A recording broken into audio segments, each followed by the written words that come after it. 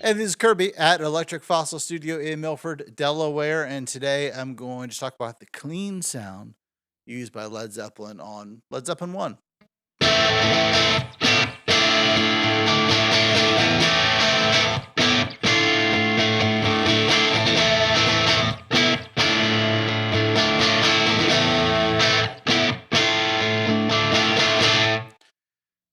As I talked about a few weeks ago, according to Jimmy Page's book, The Anthology, which is a great coffee table book. I mean, it's one of the best ones out there.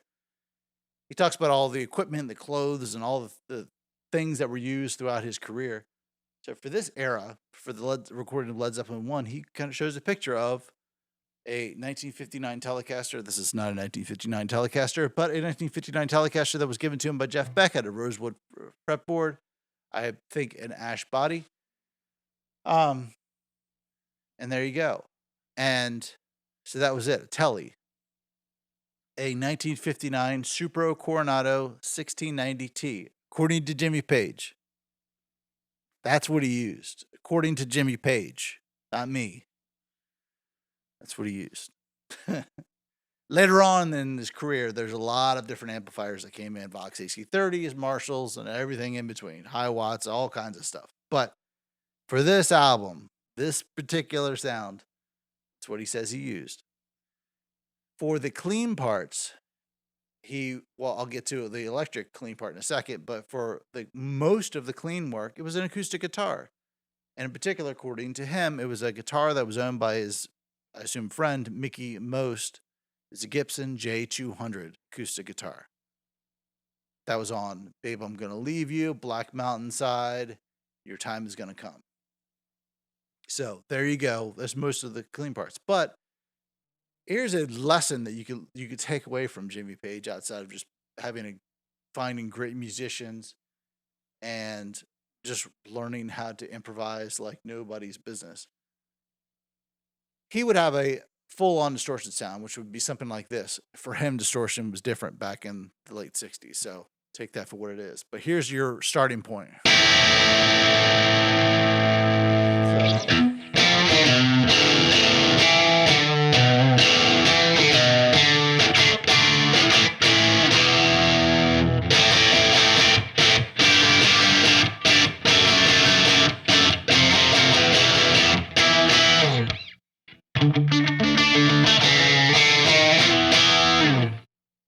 Okay, so there's your distortion sound, general rhythm sound.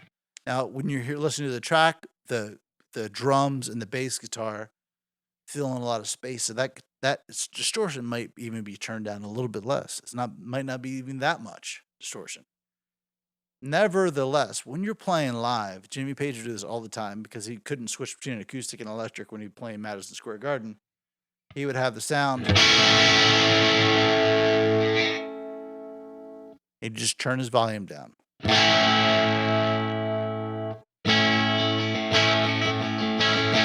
didn't do anything to the amplifier, just turn the guitar volume down. So practice that.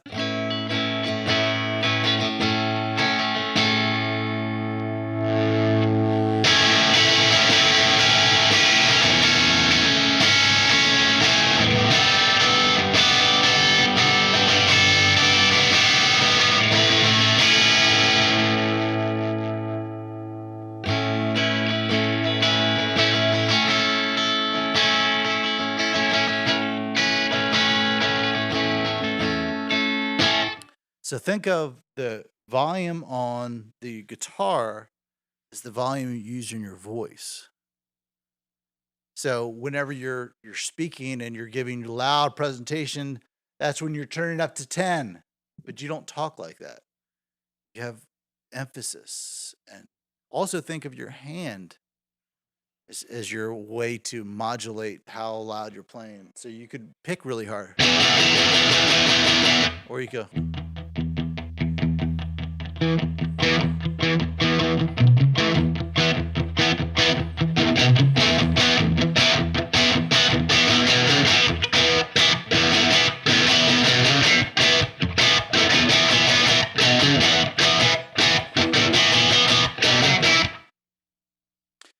I think I just bumped into Hall & Oates there for some reason. Anyway, So getting back to what I'm saying, clean sound, turn the volume down on your guitar. That would be my first inclination. Yes, he may have did a separate overdub and turned down the volume, adjusted the amps stuff, but generally speaking, that's not what Jimmy Page did live. He would just mess with his volume, and that's what a lot of the guys did. It's what a lot of the guys do now. I know guitar players now that Diamond amp have their guitar set at 6, the old BB King trick. And then when they need that extra, they got it.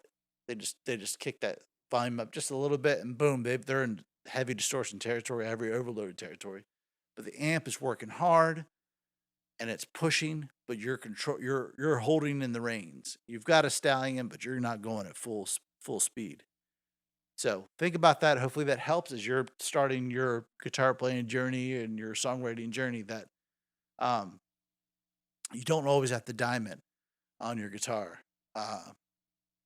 in order to get that sound. You can turn your amp up, but don't always turn your guitar all the way up, especially when you're trying to get a cleaner sound and not be so full on and raging.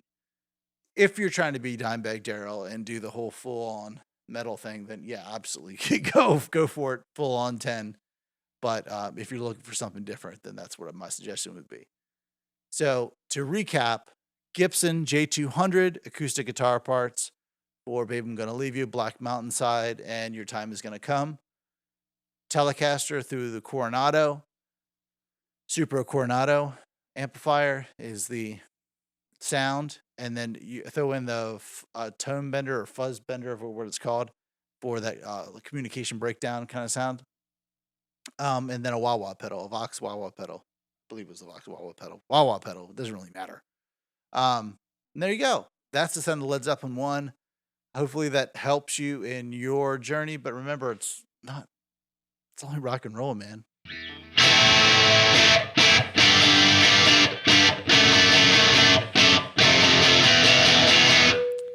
I'm Kirby. This is Electric Fossil Studio. See you soon.